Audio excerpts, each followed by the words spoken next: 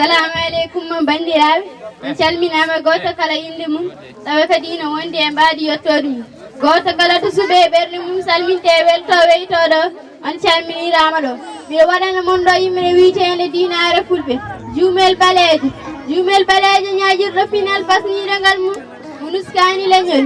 Jumel tiɗɗo fimde selluɗo konngol aadi yenke mo jam faaki leñol. Jumel yoɗata ko heewaneede ɓawɗotaniran mo ñiiƴe.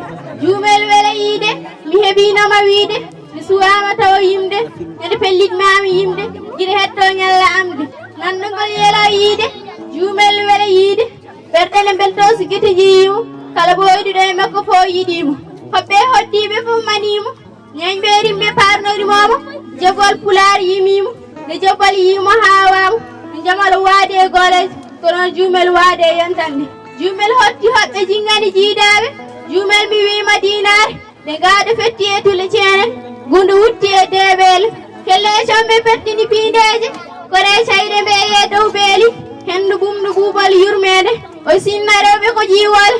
Jumel ko an woni gatamare faabo yimɓe e daabaji yurmede muminteje. Jumel a yimama gila ka bombel ko pamaro duuɓi ko cukalel jiiɗo fof wele jumel garɗo fof haɓɓa tekkel. Jumel bombel dimmel haaldata ko ɓuri jumel pinɗo famɗo joom konngol mi daaji ɗo ngollo jimol mi ɓulno mi winda gongol numéro Abou Mamadou Ba jabbal Pulaar sahul karamo dembe jarama no feewi